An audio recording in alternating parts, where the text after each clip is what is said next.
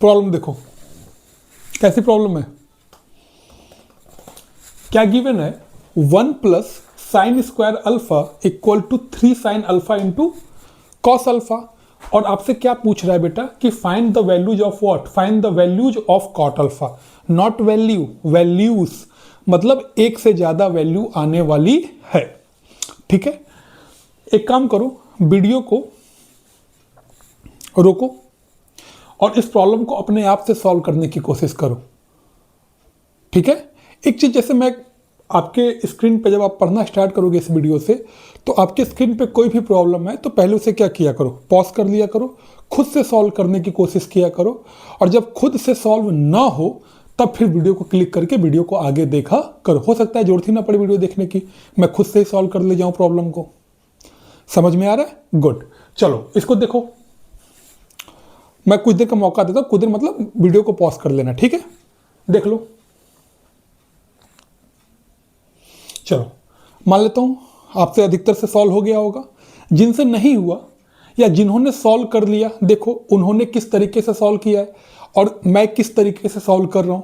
क्या उनका तरीका अलग है, मेरा तरीका अलग है? अगर अलग है तो मुझे कमेंट सेक्शन में बता देना कि देखिए सर इस प्रॉब्लम को हम इस तरीके से भी क्या कर सकते हैं, सॉल्व कर सकते हैं। ठीक है, चलो क्या दिया हुआ है, देखो यहां पे हमको कॉट ऑफ अल्फा की वैल्यू चाहिए।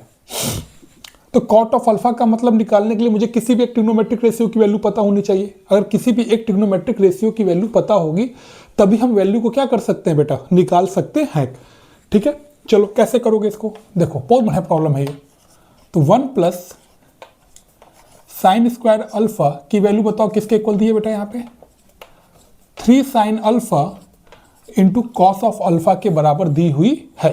1 प्लस साइन स्क्वायर अल्फा की वैल्यू इसके बराबर दी हुई है, तो आपको कॉट अल्फा की वैल्यू चाहिए। ठीक है, कैसे करोगे? 1 प्लस साइन स्क्वायर थीटा कितना होता है, कॉस स्क्वायर थीटा, गलती मत कर देना। ठीक है, 1 minus sine square theta cos square theta होता है। ये गलती हो सकती है आपसे कि आप फट से इसको कॉस स्क्वायर थीटा लिखो, cos square alpha, cos alpha से कॉस अल्फा काट दिया तो कॉस अल्फा अपन साइन अल्फा कॉट अल्फा कितना आ गया आपका 3। गलती मत कर देना इस चीज को, ऐसे नहीं करेंगे क्योंकि 1 minus sign square alpha cos square alpha होता है, ना कि 1 प्लस साइन स्क्वायर अल्फा। तो कैसे सॉल्व करोगे, अप्रोच समझो। यहाँ कॉस अल्फा फंस रहा है, इधर साइन है, कॉस और साइन दोनों है और यहाँ पे साइन स्क्वायर है। अगर देखो एक जादू होगा, तुम कैसे सोच पाओगे, मैं पढ़ा रहा हूं तुम देखोगे और देखने के बाद तुमको समझ में आएगा कि हाँ ये भी एक तरीका होता है प्रॉब्लम को अप्रोच करने का, तो तब तुम सीख पाओगे। अपने मन से नहीं होता है, कई बार ट्रिग्नोमेट्री में हमें देखना पड़ता है कि कौन कौन से अप्रोच हम लगा सकते हैं। देखो इस अप्रोच को देखो, मैंने क्या किया, लेफ्ट हैंड साइड और राइट हैंड साइड दोनों साइड में कॉस स्क्वायर अल्फा से मैंने क्या कर दिया, डिवाइड कर दिया। किससे डिवाइड कर दिया, डिवाइड बोथ साइड्स,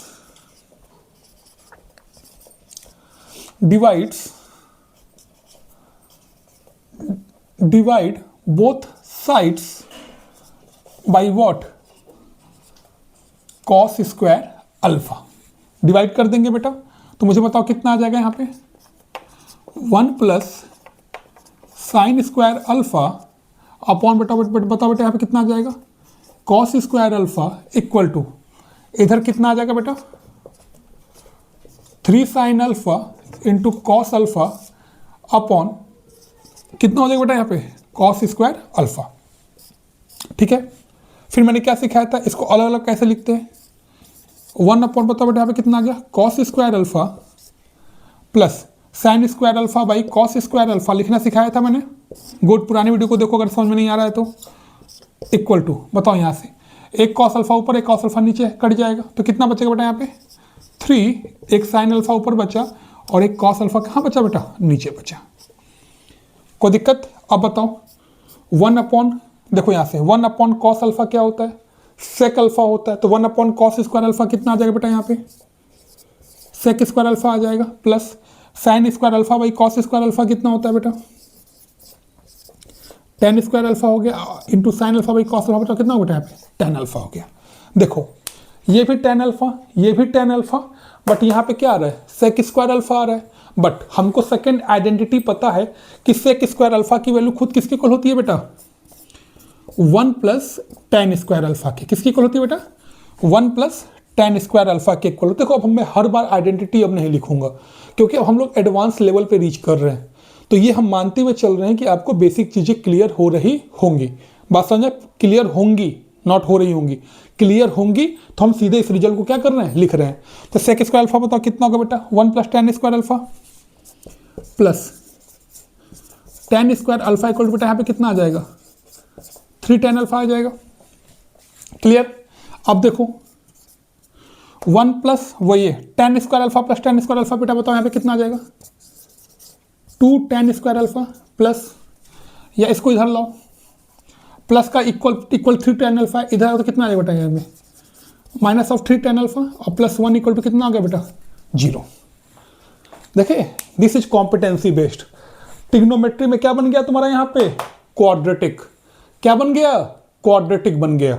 तो यही कॉम्पिटेंसी बेस्ड में क्या करता है कि 2-3 चैप्टर के कंसेप्ट को मिला करके एक प्रॉब्लम क्या करता है, वो बना देता है।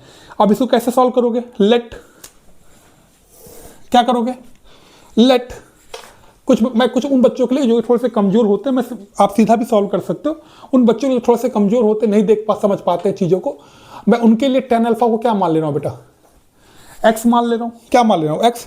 तो टेन स्क्वायर अल्फा बताओ कितना हो जाएगा बेटा, यहाँ पे 2x square minus 3 tan alpha कितना हो जाएगा, टेन अल्फा को मैंने एक्स मान रखा है, तो टेन अल्फा एक्स हो जाएगा, और प्लस 1 इक्वल टू कितना आ गया बच्चा, 0 आ गया।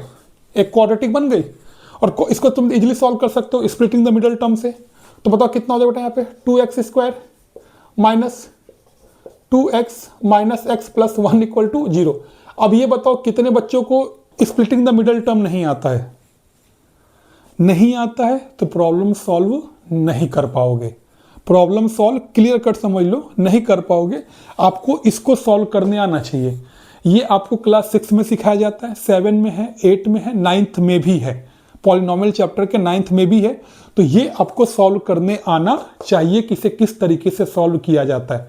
नहीं आता है तो अगेन सिखाऊंगा, जब 9th पढ़ाऊंगा तो सिखाऊंगा इन चीज़ों को भी।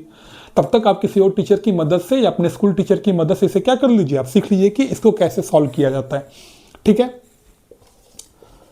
2x into x minus 1। देखो जब वो प्रॉब्लम बना रहा होता है एग्जामिनर, तो ये मान के चलता है कि 9th तक की चीज़ें आपको बिल्कुल क्लियर कट आती हैं, तब वो 10th की प्रॉब्लम को बनाता है। ठीक है, तो अगर आपकी 9th तक की मैथ कमज़ोर है तो आपको वो सीखनी पड़ेगी, हमारे पास कोई दूसरा ऑप्शन है नहीं। ठीक है, अब बताओ यहाँ पे क्या कॉमन आ जाएगा, 2x कॉमन ले लो, एक x बचेगा, माइनस वन कॉमन ले लो, कितना बचेगा बेटा यहाँ पे, x minus 1 equal to 0। x minus 1 बेटा ये कितना हो जाएगा यहाँ पे, 2x माइनस 1 इक्वल टू बेटा कितना आ गया, 0 हो गया। x माइनस 1 कॉमन ले लो, 2x माइनस 1 इक्वल टू 0। तो बताओ यहाँ से कितना हो जाएगा, एक बार x माइनस 1 की वैल्यू 0 के इक्वल हो जाएगी, तो x की वैल्यू किसके इक्वल आ जाएगी, 1 के इक्वल आ जाएगी। और एक बार इसको 0 के इक्वल पुट कर दीजिए आप, तो 2x माइनस 1 इक्वल टू 0, तो 2x की वैल्यू 1, तो x की वैल्यू तो यहाँ से किसके इक्वल आ जाएगी बेटा, 1/2 के इक्वल आ जाएगी। समझ में आ गया, नहीं आया?